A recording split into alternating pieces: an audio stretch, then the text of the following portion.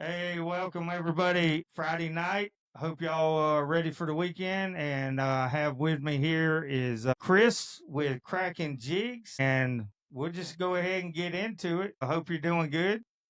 Oh, yeah. Yeah. So introduce yourself and then we'll start where you grew up and stuff like that and go from there. Cool. Yeah. So thanks for having me on, Warren. Really appreciate it. So my name's Chris. I'm a Kraken Jigz. We equip anglers with the equipment they need to catch fish and dominate the deep. I'm a Marine Corps veteran, family-run business out of North Carolina, and yeah, we love getting people on our Kraken Jigz. Yeah. I like your new logo. I mean, I got the sucks to be a fish, but I like dominate the deep. That's a appreciate good that. one. Yeah, yeah. We're always evolving. Always evolving. Yeah, if y'all been following me, Chris has been a sponsor from day one sponsor. So you can the code is boat ramp 10, but we're gonna have to change since I changed the name to outside the page. And if you watched my first live last Friday, was basically, I kept getting things from people saying I thought the boat ramp's supposed to be a fishing show. And I'm like, well, I talk about other stuff other than fishing at the boat ramp. So anyway, I figure do outside the page is part of my name, and Yeah. All right. So where'd you grow up? So we traveled a little bit as a kid. My parents are French and Norwegian. So we were in Louisiana for a while. And then I moved, pretty much raised in Jacksonville, Florida. Okay. All right. I was born in D.C., so. You were born where? Washington, D.C. Really? Really? Huh. You were born at the capital. That's right. Wow. And then they moved to Louisiana and then Jacksonville. Jacksonville, yep. Well, how old were you when you went to Jacksonville? About 7 years old. Okay. Yeah. So we used to fish a lot. So yeah. What I liked about it. So where did you go to high school? Fletcher Senior High. Fletcher. Right there on the beach. Yeah, it was like 2 blocks from the beach. Yeah. I remember the big school in Jacksonville when I was in high school was Bowles. Bowles, yeah. Yeah. That was me and of course, I never got to play against him, but I seen him at a tournament with Chipper Jones. Yeah, I remember because we're the same age. In high school, you heard about him and all the other big names. Anyway, I ran cross country in high school, so Bowles, there's 2 twins that used to be pretty badass out there. Yeah. Isn't that kind of like it's a public school, but a lot of like homeschool kids go there, or is that a different one? Yeah, it might be now, but I'm not sure. Yeah. All right. So how long did you finish high school in Jacksonville? Yeah. Okay. So joined the Marine Corps after that. So were you a troublemaker? Or you pretty much did what you were supposed to do? I did what I needed to do. School, just did it, worked, ran cross country, was in Boy Scouts, made it to be an Eagle Scout. So okay. I did what I needed to do. Did were your parents like mine? If you weren't playing a sport, you had to work or have a job or something? Not really, but I was a go-getter since I was little. We moved there, and that first summer I started pushing a mower, and I was making more money than most kids were in the whole summer. I mean, I was kicking ass. Always a go-getter. Yeah. All right. So you went straight to the military out of high school. When did you graduate? 99. 99. So, you were in there during 9/11. Right? I was in the Marine Corps. Yeah. Yeah. So you were. When it kicked off, when 9/11 happened, you were already. Yeah, we had shipped out to Egypt within a few months of that. Yeah, and we were there for quite some time. a lot of ops guys doing drone surveillance and stuff. So we were Right. securing all that, and then not too far after, the invasion happened. Yeah. Now, how long did you stay in? I just did 4 years. My Just contract as was up. okay. So you were did you get a taste of the see 99? Did you get a taste of the invasion? Yeah, Or we were part of the invasion yeah.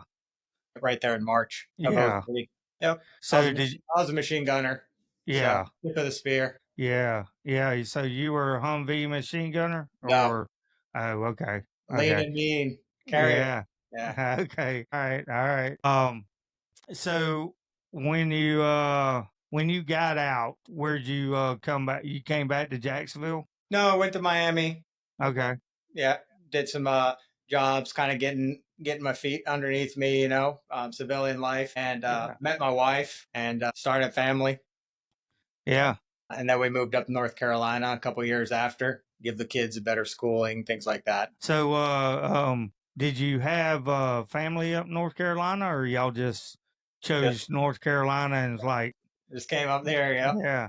So how long were you in Miami? I mean, a couple years, about 6 years. But we had been talking about North Carolina for a while. So Yeah. when our daughter started, I think it was about first grade, we're like, Okay. yeah, it's time to get out. Now were all your kids born Miami or 4 out of the 5. We had 4 our out of the had 5? our last one. Our manager Emma, Yeah. she was born here. Yeah. Your manager. So Yeah. how old are they? Oh How man, old we are got down from 22 all the way down to 10. Well, she's about to be 11, so yeah. yeah. 11 going on 22. Yeah. Yeah. Anybody wanna buy any jigs? That gets the manager really excited. She loves buying for everybody. So she so so you've been up, let's see, so you came back in 2002. So you moved up there 2008, 2009, somewhere in Yeah, there? no, it was like 2011. 2011? Yeah. Okay. Okay. Yeah, so you've been up there quite a while. Oh yeah, for sure. Yeah. Yeah. Yeah, the fishing out here is good, but Florida fishing's Yeah. Well, that's the best. yeah, yeah. I've always told people, when I did the girls' rods that I could have just gone the route of doing all like saltwater stuff, but then I was like, well, if I want to do it throughout the whole country, there's a lot of states that are just landlocked that all they have is fresh water. That's right. That very few. I mean, Louisiana, Texas, North Carolina, but you got to drive a little ways. Yeah. Anyway, so yeah, my mind was thinking that because yeah, I mean we're spoiled. I mean if you want to catch crazy exotic fish, I mean you just go to South Florida and you can pretty much throw anything in there. You might catch something orange, you might catch a jaguar, you might catch I mean it's crazy. Hey, but you always catch something on a Kraken. So. Yeah, that's right. Yeah, I'm glad you mentioned freshwater. We're going to be launching our new freshwater soft plastics 4-inch tails here in about Nice. so. We're going to have quite a few colors made in America. Yeah. Before the tariffs, we were already working on made in America. I got you. And yeah, I think I got a picture, which I think I included that. Might not have, but so what is that, like a jitterbug, freshwater jitterbug? Yeah, so it's a fresh 4-inch curl tail. No, I'm talking about the hard bait. Oh yeah. Those Yeah. yeah, you like it? You like that? Is it like a jitterbug? A little bit. It's top water, right? Yeah. So it's got a little flap in the front. Yes, sir. Yeah. Yeah, so it's like the old jitterbugs, but with a crawfish type look, from what I've seen. Yeah. Yeah, it looks pretty cool. Cool. When did you come up with that? We've just been working on different things out here. I mean, like I said, we're always evolving. Some things taking longer to come to fruition than others. You get sidetracked here and things like that. We just always we're branching out, trying to get more people fishing, catching fish. What was is the manager part of that? She's part of everything. I mean, did she come up with some ideas for you? She does. She even has half her kids in her class always coming up with ideas. She'll come home with drawings of color patterns that they all come up with. It's hilarious. Oh, that's great. Yeah, That it's is hilarious. So great. you gotta focus on school, not the business right now. Yeah. Yeah, she's definitely all in. All right. So, and when's the launch for? And then we'll get into why you started that. But when's the So, launch of the curly tails? well, the curl tails will probably be next month. We're basically finishing up a couple colors, see where we're at on that, and we got the packaging. We're pretty much ready to go. Awesome. I'll have to send you a few. Yeah. Yeah. Very cool. Yeah. I could use those on this Topoga and the reeds, What do you think? reeds and What lily do you pad. think of that packaging? I like it. I like it. You need to come up with a slogan for the freshwater. I do. Okay. Okay. Well you can yeah, you can do that on your launch. But all right, so y'all moved to North Carolina, and I mean, what part of North Carolina did you move to? So we're just north of Charlotte, so in Hickory. Okay, okay, all right, and we'll get into the hurricane thing in a little while. But so when I mean, when did you want start the Kraken Jigz? What made you think of that? So I've always had entrepreneurism in me, Right, just trying to balance that between work and things like that. Really didn't know where it would land. So, but believe it or not, it actually started officially down at my first extreme kayak fishing tournament. okay, Go Hector and them. Yep. yeah, Great guy. I really fell in love with that whole tournament series and tried to go to every single one that I could yeah, up here. First, yeah, I came across low pitch jigging as I was doing research for the extreme and realized there's some people out there doing some stuff. And I think I just thought we could do better than that. It started as more of what I was looking for as a consumer, right, to not finding what I wanted necessarily or a brand that I really liked yeah, outside of just the lures. right, And I said, you know what, I can do it, yeah, yeah, and kind of went there. We try to give back to veterans. I'm being one myself. We have so many creative ideas for the future yeah, that I think it'd be really cool and catch more fish and unique, And obviously, just like we spoke last year about being American made and stuff like that, we already right, launched some of those American made jigs, And I know there's going to be a lot of guys out there trying to claim American made now, whatever, only because of the tariffs, only because of money. right, It's sort of right, our core principle as we started that we were going to have as many things as we could made in. right, So yeah, not about necessarily the money because as right, everybody knows, it costs more to make in America, but right, being able to do that, keep people employed, having access to the stuff here, supporting America, I think it's the only way to go. And we should have, more people should do it. Well, they were talking, even senators were talking about it in '96 about um, um, China uh, had a 35% tariff on us and we only had a 2 on them. I mean, just because somebody's trying to do something about it now, they don't like it. But anyway, yeah, these are, I have, these are, what do you call these? The onshore? Yeah, these are casting jigs. Yep. Yeah, yeah. 25 gram, right? 25 up to about 80 grams, Okay. different styles. And those are probably going to be getting also a 2.0 version, hopefully by the end of the year. Yeah, yeah. Yeah, I hadn't even been able to, I've only been able to Oscar fish and do a little peacock, but I hadn't finished my John boat to get out there and I want to try to jig with them. Yeah. My idea is like the clownfish, they stay low, but they'll come up for air. And I thought, well, maybe jigging for them, I'm actually making me a rod for that. Nice. So yeah, it's still the goal to get out there and do that. But yeah, you gotta let me know. yeah.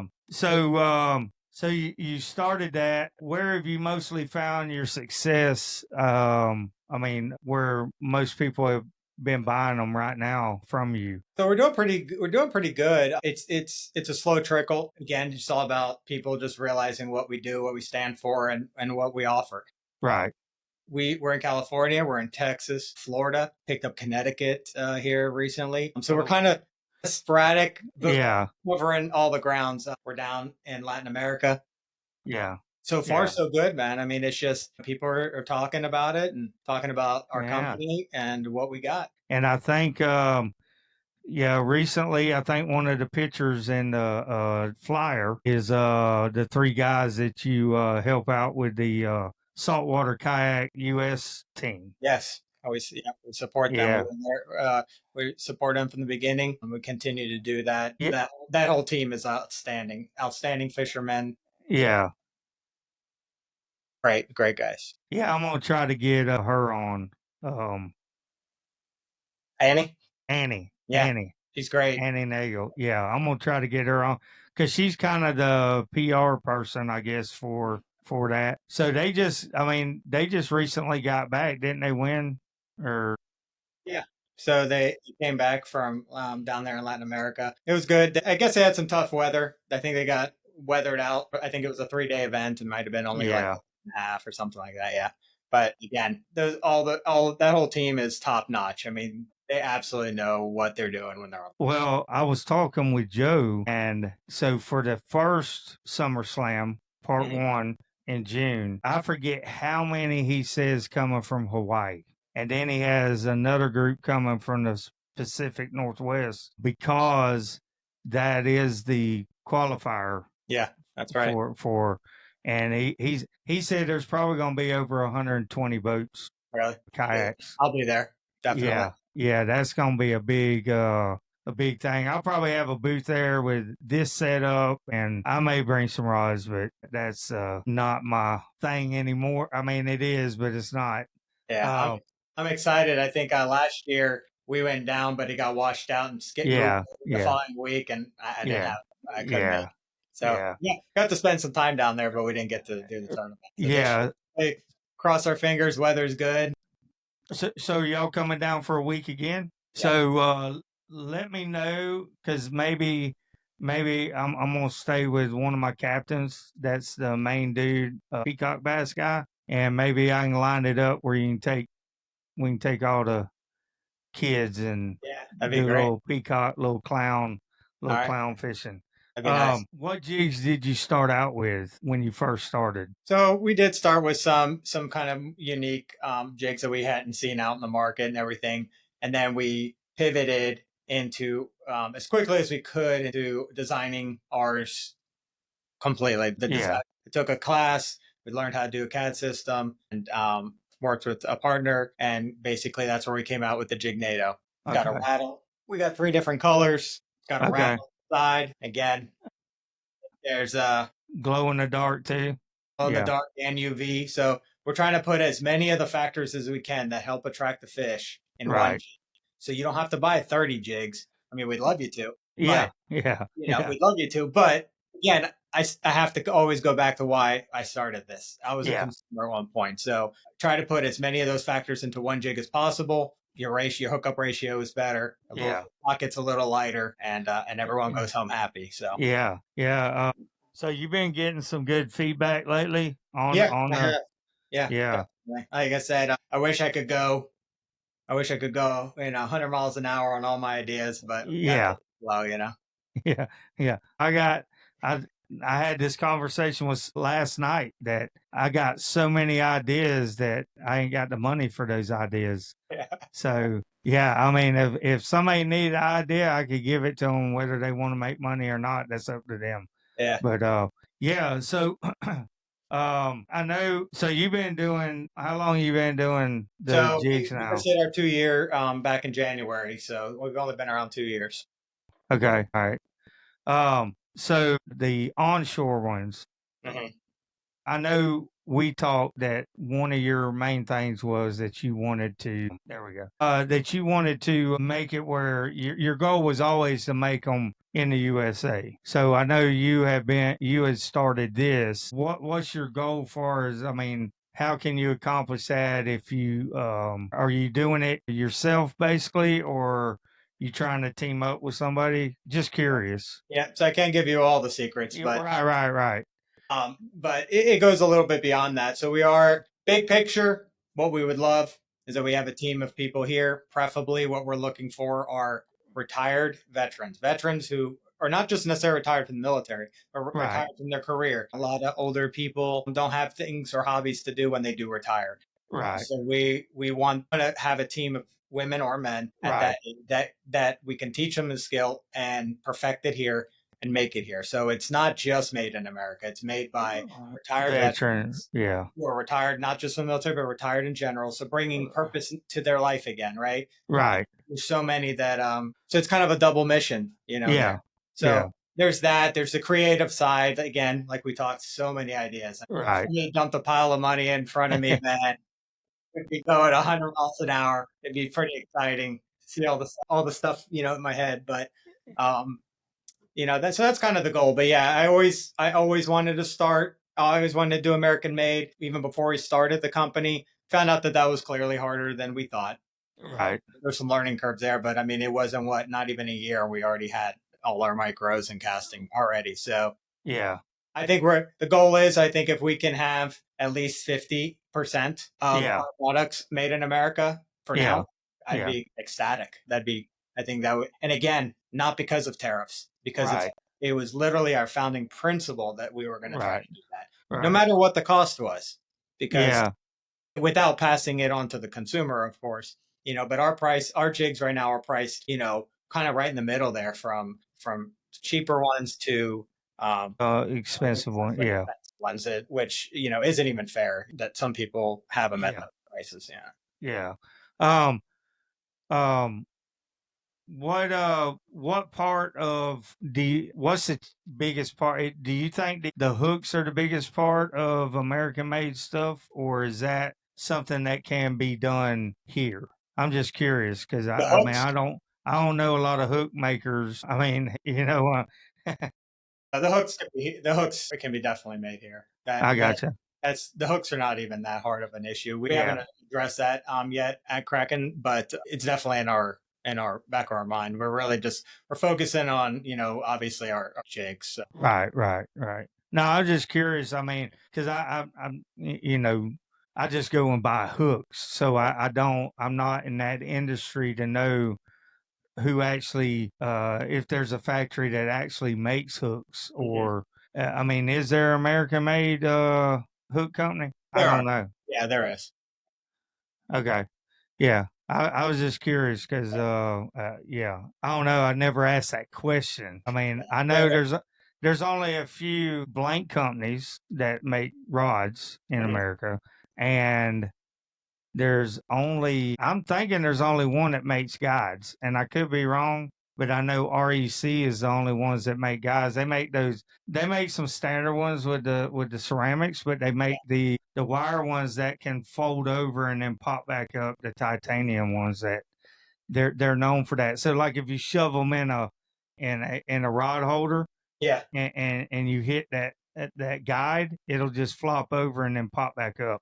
Nice. But that set, just at my cost, is like $125 just for, you know, they're expensive. They're not cheap for exactly. Yeah, but so I think you're reading my mind today, Warren. So today, we were just finishing up our website, and we'll probably be launching that here in a week or two. Oh, nice. Some slow pitch rods. Yeah. We had a guy in Texas really put it to the test. Had some huge success with it. Was real pleased with it. So I think I think I got that all written down. Yeah. That's awesome, because I never heard. I mean, we've never talked about it since he got it. Yeah, we just been really trying to get him to test it a lot, you know, and where it landed. And he's real happy with it, so I think we're going to go with it. And that was the 500 or 400? I think you would. Yeah. I still have a lot of that stuff. That's good.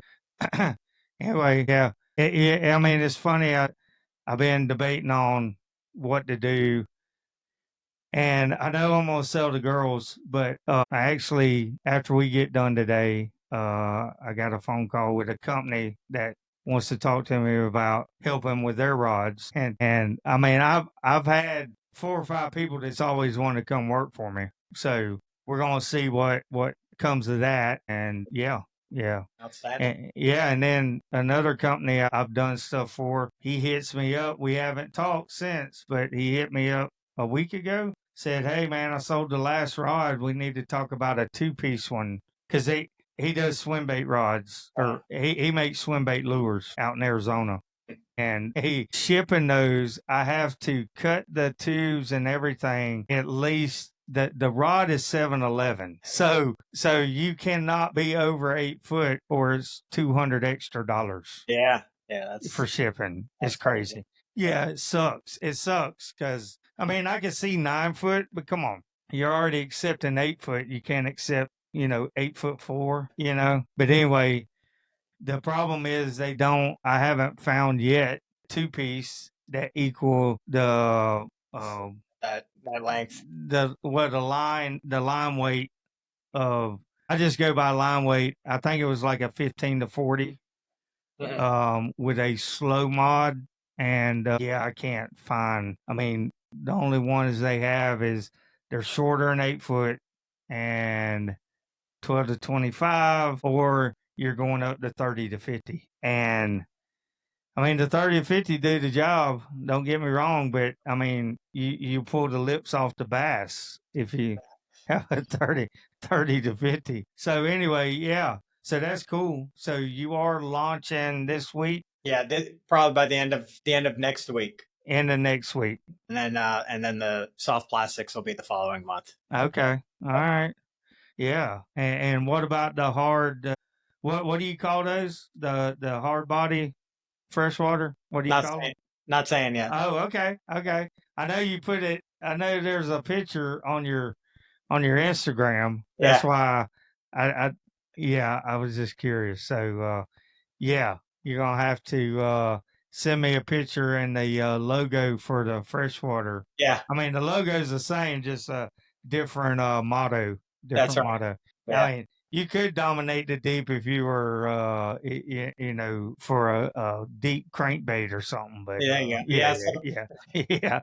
We changed it to that just for again, we're just evolving and we're right finding who we are and putting that in words and defining that just a few words, and that's, I think, it sucks to be a fish was a catch. Still going to use it, because it's funny. We're a Kraken, right? The suctions is good, but I think the dominate the deep, defines what our jigs do, Right. Doesn't matter what depth you're at or what type of water. We want to be there. We want to be able to help catch fish. Yeah, that's that. I liked it when I seen it. I was like, okay, dominate the deep. Yeah.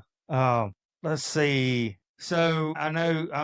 Basically, you just said your future goal is to basically get not necessarily retired from the military, but and I get it because I think there was he was on the Sean Ryan show. His name's Tom Spooner. He was a Delta Force, that interview was great.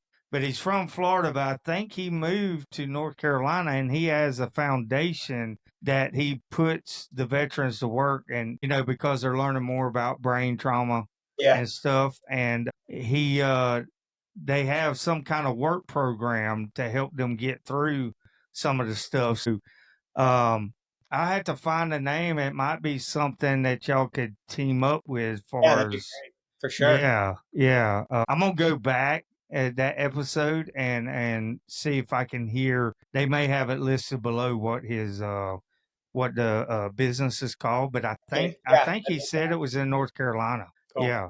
So I think that would be something, because I thought he was still in Florida, and I thought, well, I would, my idea when I heard it was like, well, let's just start a whole rod company that is veteran made, everything veteran, everything about it veteran, and you want a work program, you get those guys come in and you teach them that, and everything's made. There's only a few like rods blanks that are made in the USA. I know Edge Rods or Norfolk Composites, they make them.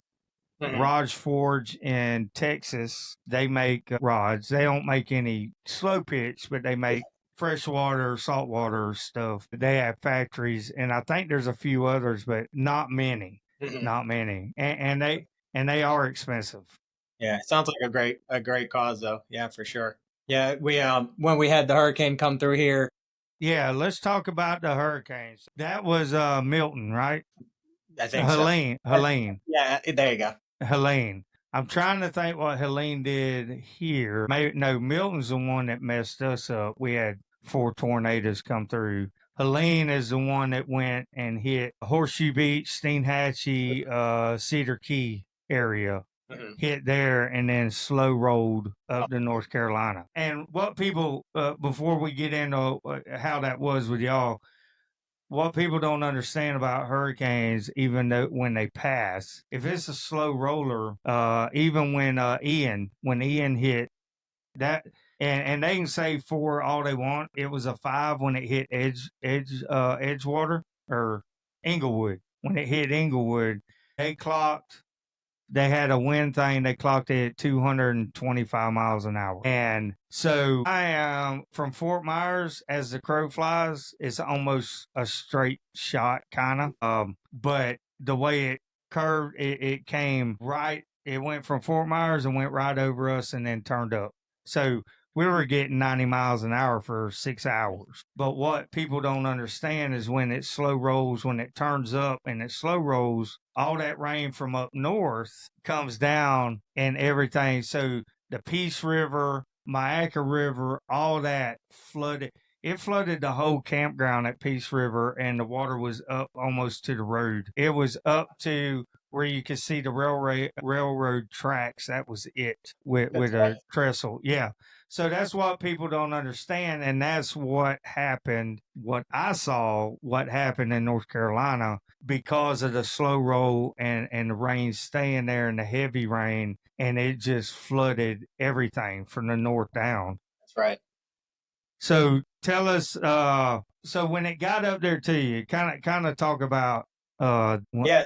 So I mean, it came up, right? They didn't expect, obviously, right, anything out of the ordinary necessarily, but it was just ended up being so much rain, and North Carolina and the mountains, it's mountains, right? So all that water comes down until they depend on all the rivers and channels and things like that, and it got overrun. I mean, it just flooded flooded those, completely went into the cities, washed all the houses and businesses that were along the rivers were just decimated. I mean, just picked up and washed away. So obviously, being in North Carolina, we wanted to help, and that's part of our company is that we help when we can, and when we can. And we rallied a bunch of people. We filled a semi truck up full of supplies, and we were down there. I think within on the 2nd to 3rd week, we were already there. Now that was we didn't get in any sooner because there was no way to get in. So, yeah, that's below you. That was technically, yeah, if you're looking at a map, west of us. West of you. Yeah, okay. West. Okay. So yeah, we couldn't even get in there. So we had to kind of wait. So during that waiting process, we were just collecting supplies and doing things like that. And then when we went down there, I mean, we spent the entire day passing out food, giving out supplies. We ended up giving, man, I can't even remember how many packs it was. It was basically a quarter of a semi truck of water down to the Billy Graham's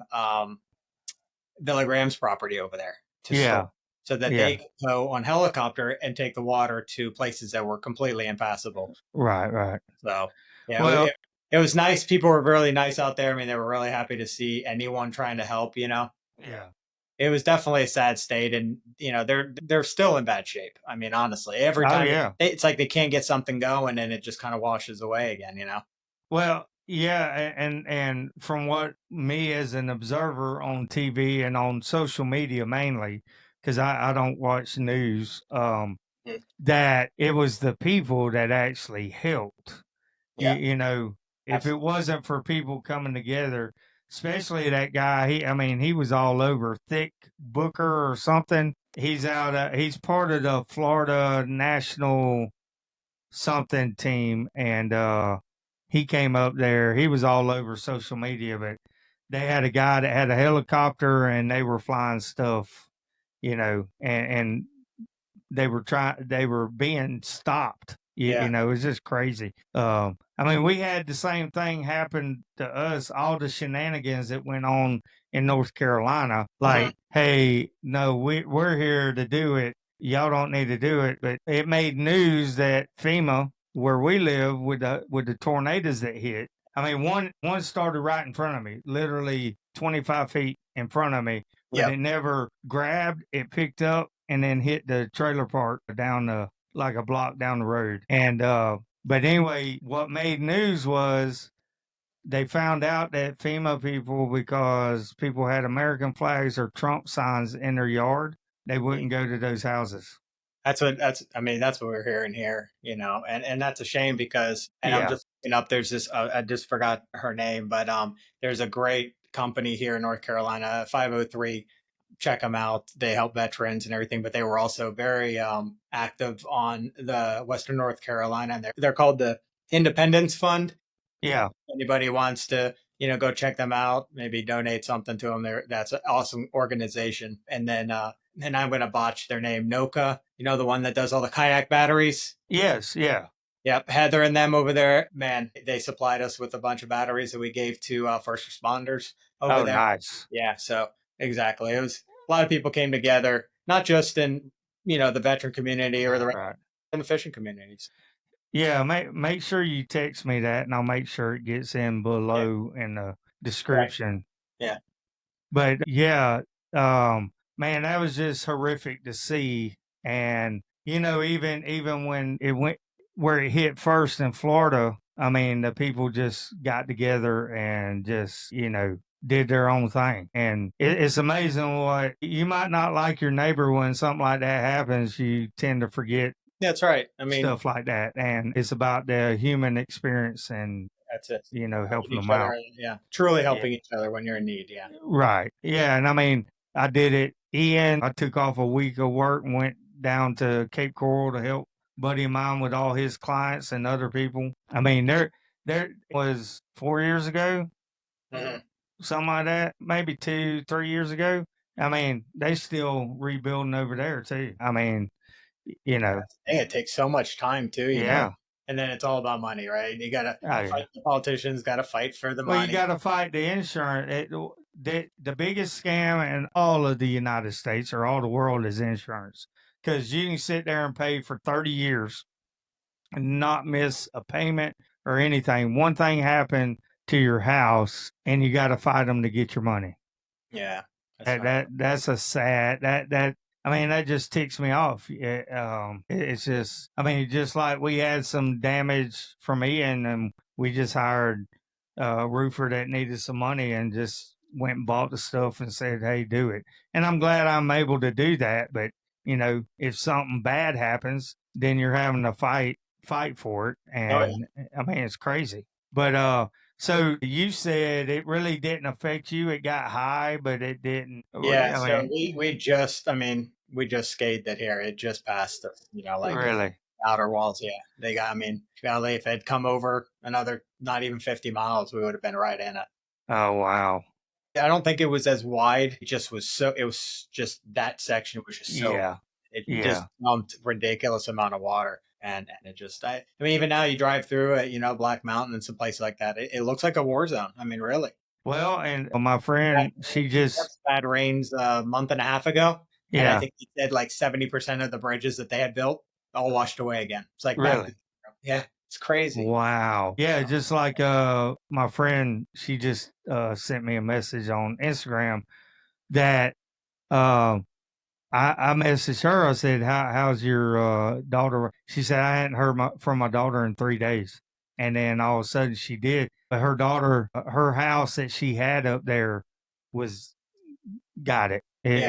It took her daughter's car. It took the house, all that. I mean, I lived in Tornado Alley. So in Alabama. And that one that started in Tuscaloosa and stayed on the ground for 250 miles, and it wiped out towns. Like there's a town that doesn't exist anymore.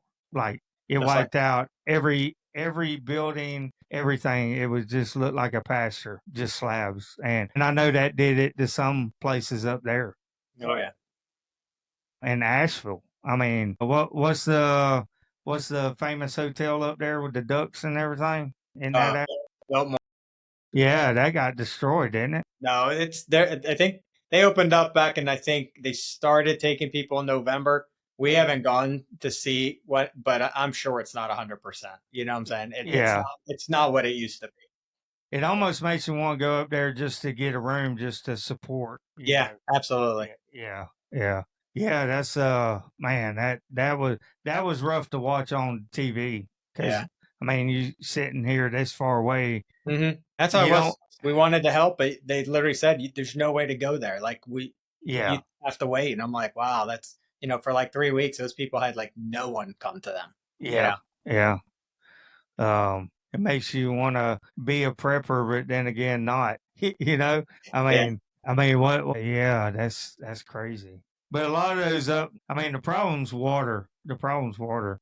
You can Mhm. do without food for a little while. That water, that's the problem. But so yeah, I think you had some pictures and everything of that Yeah, of we did. y'all loading that up, and you made a logo for that. Yeah. So have you been involved with helping anything since then? You do? So we donate, like I said earlier, we do try to donate to veteran groups Yeah. when we can. Some veteran groups say they do what they do, and some don't. So it's a vetting process. So we're working on having a better vetting process on that. Um, Yeah. you know, the ones that take them out more consistently and things like that. So that's kind of where we're at now. I'm going to use my phone real quick because I definitely want people to know. So Annie, the one from the Olympic team that we talked Right. about, she has a charity coming up, and I'm going to pull it up here just so I don't botch it. It's a Salmon Save the Salmon Foundation or Yeah. something like that. I'm going to have to. I'll let you know. You put it in the notes. Okay. Can't pull it up right now, but that's something that we're going to be donating some stuff for a raffle, and all that money is going to help Oh them. yeah, she did reach out to me about Yeah, that. yeah, Isn't yeah. that in June or something? Yes, it's in June. Okay. So we're going to be Yeah. donating some stuff for that. Yeah. Yeah, I meant to. I told her I would. Well, I hadn't told her. I'm gonna send her one of the girls' rods. I think. Oh, okay. That's cool. Yeah, yeah. So yeah, I forgot all about it. She caught me in the middle of doing a whole bunch of stuff. So Yeah, yeah, I want to reach out to her and get her on anyway to talk about the U.S. kayak team, the saltwater team. yeah, that'd be interesting. Yeah, I support the team, and I support some of those guys individually. So yeah, it's really interesting when I get feedback and kind of what they went through during those tournaments yeah. last year. So it's pretty cool. Again, like so it's just so you know, it's called the Golden State Salmon Association. Okay, Yeah, okay. All right. Yeah, I'll reach out to her. Also, I'll go look for that email after we get done. And and that's the thing. We want to give and be part of things of conservation, and not just helping veterans. Like there's so yeah, many things, but at the end of the day, the mission is just help where you can help. It doesn't right, matter who they are, what group they belong to. Does it right. benefit you? Does it not benefit you? If we can help, we can help. But to do that, we also have to grow, right? The Yeah, bigger we are, the more we can do, the more we can help out groups. Just make it a better place, and catch yeah, more fish. yeah. I got this little group that's gotten me involved in this the FWC commissioners, and yeah, that's interesting. That's interesting with conservation and everything. And You've been on that y- one for a minute, haven't you? yeah, I hadn't done one in a while. I would have to reach out and say, "Hey, what y'all want me to talk about?" Yeah. You know, and give me all the research you can. That way, I don't sound ignorant. Yeah. So let's just wrap up. Is there anything you want to? And I'll have all your stuff listed below. But anything you want to say? I mean, when we final No, thing. Basic, thank you for having me on. I see you as a friend. Known Yeah. you for a while. Really enjoy our conversations. When it comes to Kraken, I want to thank all our tackle shops, all our partners for carrying our product, all our customers. And if you're looking for some slow pitch jigs out there, support a good cause, catch fish, have something a little different, check out KrakenJigz.com. It's KrakenJigz. Yeah, check us out. All right. Well, All I right. appreciate you coming on. We've been wanting to do this for a little bit, and you've been my day one guy. And I'm just glad I got a kind of a studio where I can have the banner up in the That's right. back. That's Yeah, right. we'll have to get a dominate the deep Definitely. I have center. I have it Yeah. for you when I see you at the Extreme Kayak. Okay. So yeah, give me. I know it's the 7th, but give me the dates y'all are coming down, and Yep. I will talk to Bill and see what he's got booked up or anything, because he may be booked, Yeah. and we're just kind of screwed. But Well, we'll figure it. anyway, Hopefully, weather's great. yeah. Well, I appreciate you coming on. Thank Yep. you. Take care. And all right, later. All right, y'all seen that? Go support him. Go follow him. Everything is listed below. Instagram. He does most of his stuff on Instagram. Yeah, just go support him. Yeah, just appreciate y'all. Hope y'all have a great weekend, and we'll talk to you later.